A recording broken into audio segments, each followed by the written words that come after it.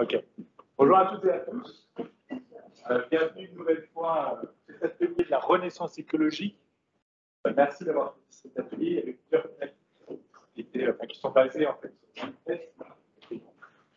Et voilà, donc comme tout le monde le connaît, je vous présente, vous présentez d'abord et puis on lance.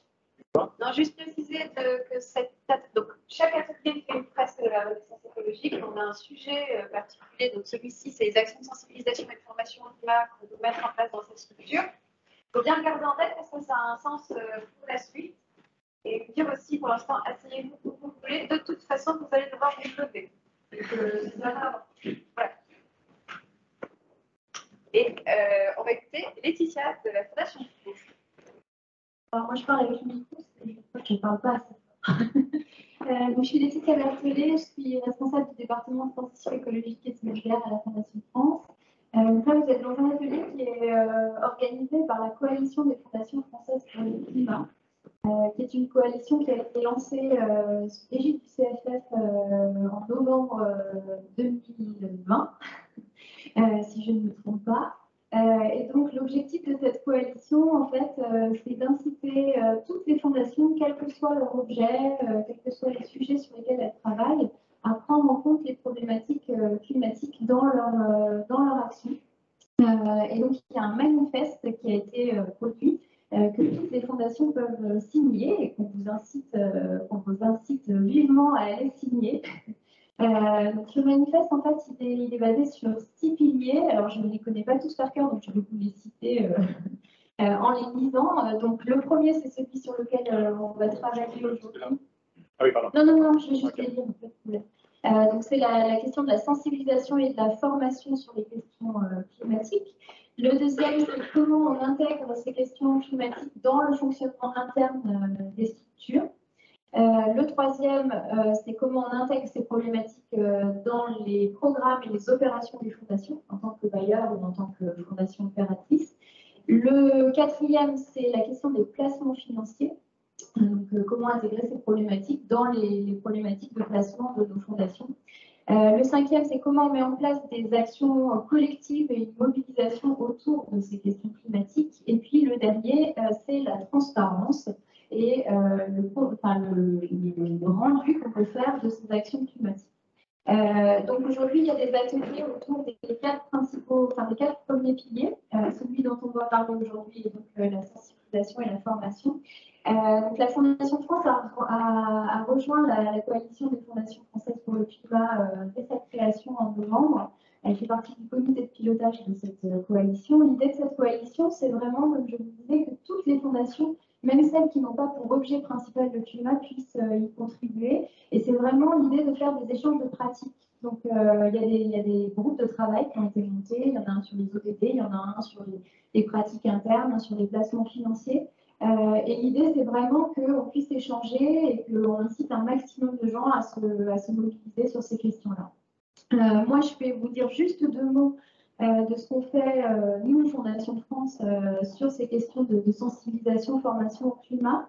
On a donc à la Fondation France des programmes sur les thématiques environnementales depuis très longtemps. On a un programme qui date des années 70, qui a évolué bien sûr avec diverses actions. Donc ça, c'est ce qu'on fait dans nos actions classiques en tant que bailleur de fonds.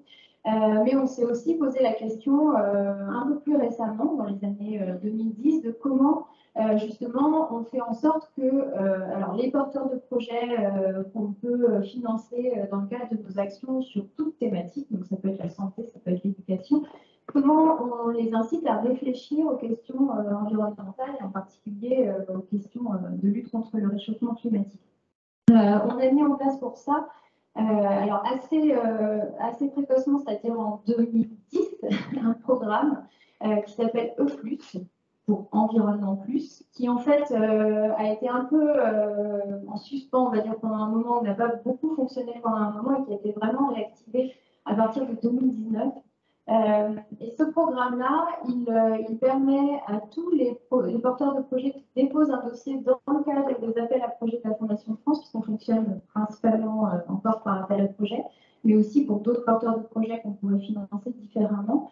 de nous donner leurs besoins en termes de développement durable. Donc en fait, dans les dossiers qu'on leur demande de remplir, dans les dossiers de demande de subvention, il y a une partie spécifique, voulez-vous demander l'aide E+. Et quand les porteurs de projet cliquent sur cette rubrique-là, on leur pose un certain nombre de questions sur comment ils intègrent le développement durable dans leurs actions et quels besoins ils ont et est-ce qu'ils ont un besoin en particulier d'accompagnement sur un sujet lié au développement durable. Ensuite, on concatène toutes ces demandes de tous les porteurs de projets qui ont demandé cette aide. Et on a contractualisé avec un organisme qui s'appelle l'UNCPIE, qui est en fait un regroupement d'associations qui travaillent sur ces questions environnementales, qui va contacter chaque porteur de projet qui a demandé donc, cette aide de plus. Donc les demandes, elles peuvent porter sur tous les types de prise en compte du développement durable. Ça peut être moi, je veux rendre mes transports plus durables, je veux rendre mon bâtiment plus durable, je veux faire mon bilan carbone. Voilà, ça peut être vraiment des demandes très différentes. Donc, une fois qu'on a récolté toutes ces demandes, l'UNCPIE va contacter chaque porteur de projet individuellement, travailler avec lui son besoin, voir ce qui est faisable, ce qui n'est pas faisable, et puis proposer un consultant qui va accompagner, alors qui vient du coup de toutes les structures membres de l'UNCPIE, donc il y en a beaucoup et il y en a sur des thématiques très diverses, biodiversité, énergie, etc. Et donc c'est une personne spécialisée sur la thématique qu'a demandé le porteur de projet qui va ensuite faire 2 ou 3 jours d'accompagnement pour aider le porteur de projet à mettre en œuvre son projet développement durable. Et donc, la Fondation de France finance pour ça l'accompagnement des porteurs de projets. Donc ça, alors aujourd'hui, ça représente finalement assez peu de projets par rapport au nombre de projets globaux, puisqu'on finance à peu près sur les programmes propres de la Fondation de France, on a à peu près 1000 projets. Cette année, on a financé 110 accompagnements. C'est pas énorme. L'idée, comme je vous le disais, c'est qu'on a relancé ce programme en 2019, donc c'est vraiment de le faire monter en puissance et de communiquer aussi plus dessus, donc dans l'objectif de sensibiliser un maximum de personnes sur ces questions-là. Et puis, autre manière, on va dire, de sensibiliser les porteurs de projets, on a mis en place de la même manière dans nos dossiers de demande de subvention des indicateurs que les porteurs de projets doivent remplir, notamment sur les ODD. Et donc, on demande aux porteurs de projets de dire sur quels ODD ils interviennent. Et quand donc le principe de fonctionnement de la Fondation de France, c'est qu'on a des instructeurs qui, quand on reçoit un projet, qui vont sur place pour creuser le dossier avec le porteur de projet et discuter avec lui de son projet. Et donc ces instructeurs sont formés sur les ODD pour aider les porteurs de projet à remplir ces indicateurs en allant un peu plus loin que juste, voilà, moi je travaille sur l'éducation, donc je vais remplir l'ODD éducation, mais pour regarder un peu plus en détail ce qu'il y a. Et donc, bien sûr, sur les questions de développement durable, c'est aussi des formations qui sont faites par les instructeurs. Voilà, je voulais aussi vous dire un tout petit point, alors qui recoupe un autre atelier, mais qui a aussi un lien avec la sensibilisation formation. C'est que donc il y a 2 ans, on s'est aussi posé la question de comment, puisque on a mis en place ces accompagnements pour les porteurs de projets, mais comment on s'applique à nous-mêmes en tant que fondation dans notre fonctionnement ces questions de prise en compte du climat et du développement durable. Et donc, on a fait ça en fait de manière participative, c'est-à-dire qu'on a associé tous les collaborateurs de la Fondation de France au sein de groupes thématiques sur les questions de développement durable. Et ce sont les collaborateurs qui ont mis en place des plans d'action en fait pour faire de la RSE finalement en interne. C'est-à-dire pour rendre le fonctionnement de la Fondation de France plus conforme aux critères de développement durable. Donc, on a fait par exemple notre bilan carbone, on a mis en place des choses sur la gestion des déchets, sur la gestion de l'eau, etc.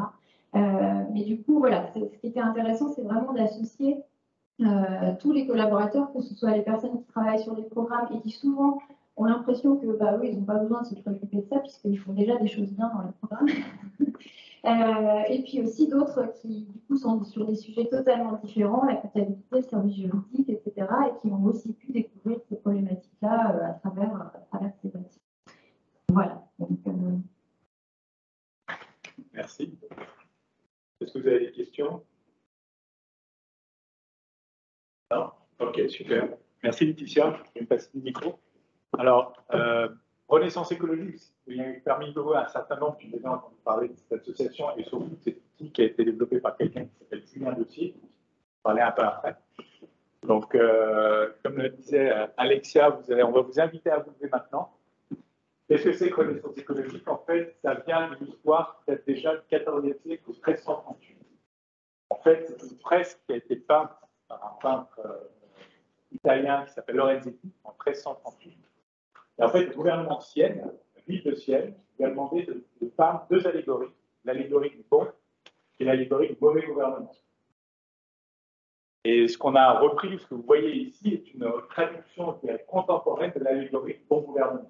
Vous pouvez toujours voir en fait à Sienne, dans le hall de la ville. Et en fait, ben, voilà. Donc en fait, l'idée de cette fresque, c'est d'avoir une vision qui est systémique et globale de comment ça fonctionne un bon gouvernement. Dans cette fresque-là, vous allez découvrir, je ne vais pas tout vous dire maintenant, un certain nombre de représentations de la manière dont on vit ensemble. Voilà, ça c'est le petit côté historique. Ce que je vais vous inviter à faire maintenant, c'est à venir à découvrir le joli dessin de la fresque de la Renaissance écologique. On va vous demander à chacun et chacune d'entre vous, avec un petit aussi, marquer votre fondation, de positionner cette fondation sur une représentation qui, pour vous, correspond à la fondation que vous représentez ici. Okay, donc la question que vous posez, c'est la fondation que vous représentez, où est-elle sur cette fondation? On va vous demander de poser le nom de cette fondation et ce post-it à cet endroit-là. Super, alors, on est parti. Est-ce que j'ai envie d'avoir parlé des autres? Voilà, post-it, je vous laisse distribuer. Lorraine, non. On a besoin d'en mettre plusieurs, non? L'idéal, c'est d'en avoir un, et après.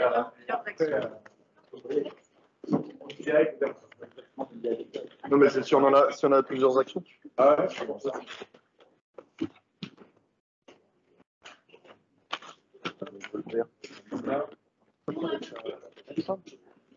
Exactement.